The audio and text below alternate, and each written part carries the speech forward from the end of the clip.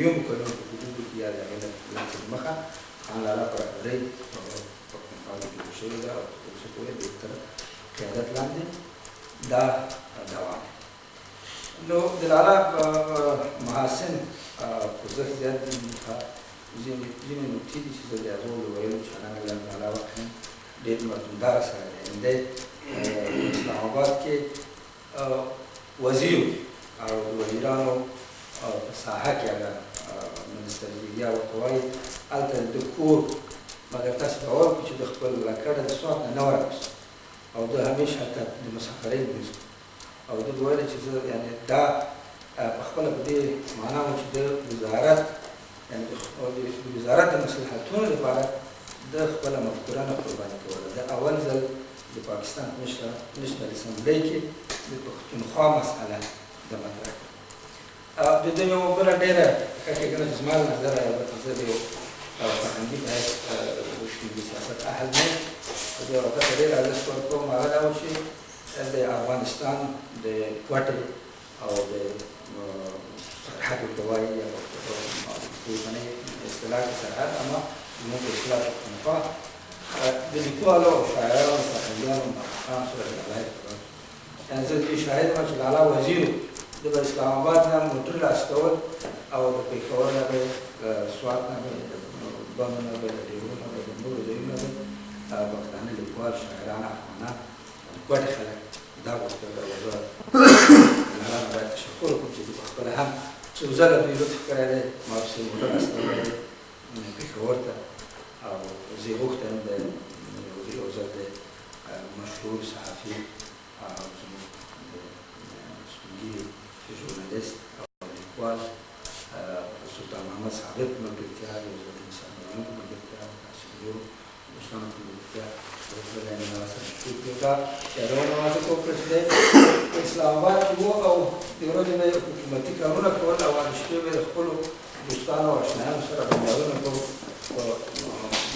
د فرهنګ په مسایلو په مملکتي مسایلو په نورو مسایلو به خبرې کولې او ډېر ازاد بحثونه به کېدل د ورځې به یعنې ما خپله شاعر یم چې د ده په د وزارت په کور کې به یعنې د پېښور د سیمې او یا د پښتونخوا د سیمې زیاتره لیکوال ما ته لکه غني خټک پروفیسر افضل رضا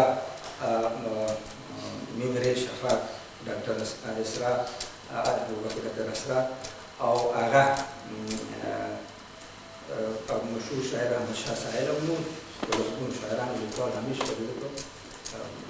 وزارت په کور کې ناست و د کور سره خلاص د هغه نه علاوه لالا په کور کې په سوات کې د سوات ته هم څو ځله د دوی کور ته تللی یم یو ځل د پروفیسر عبدالرحیم صاحب چې د یو خاص موضوع لپاره مصلحت لپاره د دوی کور ته تللي شمور صدایت ته او نورو وختونو کې زه حبیبالله رفیع او نور دوستان مې تللي وو د لالا کور ته د لالا کور یعنې دی له دهقانانو کلیوالو عادي خلکو سره په یو دسترخوان کې ډوډۍ خوري یعنې هېڅ ډول هغه داسې فرق ما د ده په کردار رفتار اعمالو ویناوو کې نه دی حس کړی او د لالا مردمداري بیخي یعنې زه زموږ د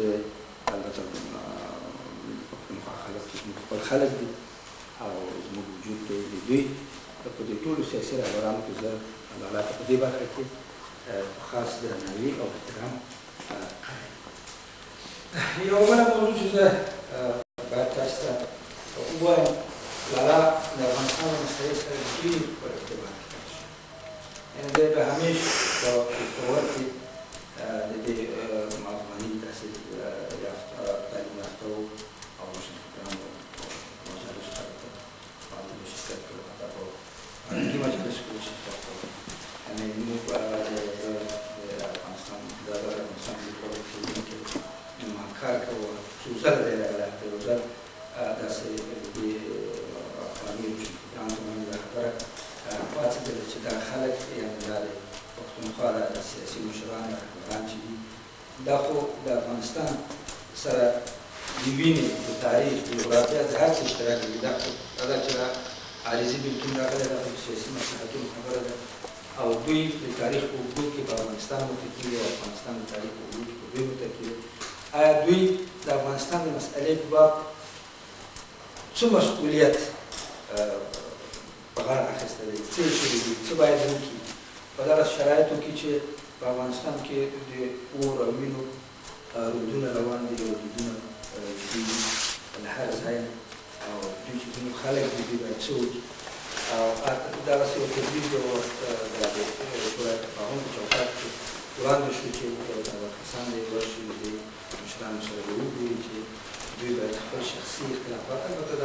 ایران د نظریو او د سلیقو اختلافات ټول وجودونکي په هر ځای کې وي او زموږ په افغانستان نمونه شته او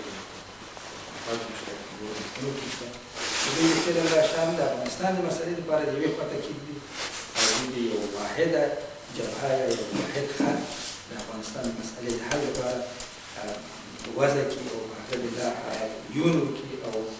د پاکستان د حکومت د فشار راوړي چې د دې مسئلې سیاسي حل ته غاړه کېږدي نو یو هیات چې هغه البته زه هم په کې وم کنور ولسوال ته راغلی او هغه په ډېر زه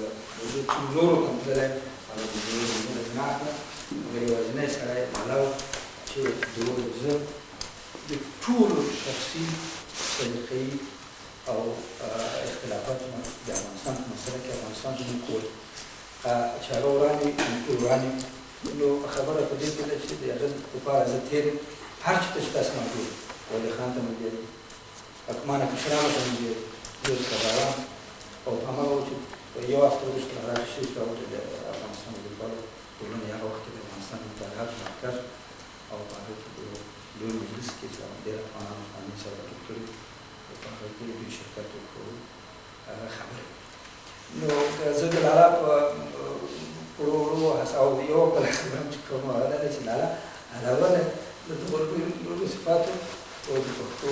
ژبې ډېر ښه لیکوال دی ډېر ښه انشاءالله او ډېر ښه هغه تحریر سر او ډېر پیچلې سیاسي او علمي مسایلو په ډېره روانه پښتو په ډېره اسانه ژبه وړاندې کولی شي ډېر